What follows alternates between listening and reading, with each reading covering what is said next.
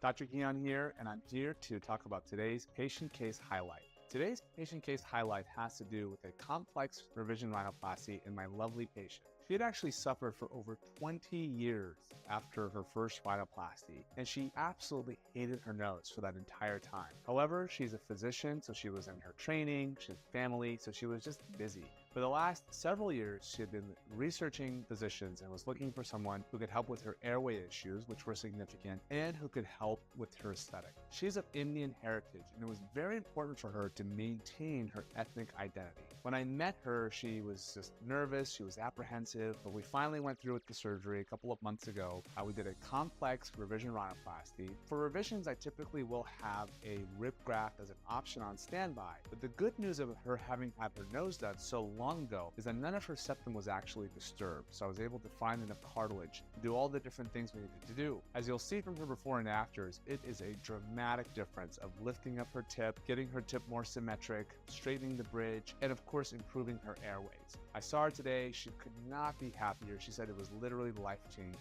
and she loves the fact that she looks like herself. She still feels that she looks Indian, which was very important to her, and even though it's a dramatic before and after difference, she looks natural, and you can't tell that she's had a very complex revision rhinoplasty. In revision rhinoplasty, the swelling curve is slower than in primary rhinoplasty, so she still does have quite a bit of swelling, mostly concentrated at her tip. We'll present her case again as more swelling comes down, typically between 3 to 6 months, but in a revision, it can actually take 1 to 2 years for the final swelling to go down.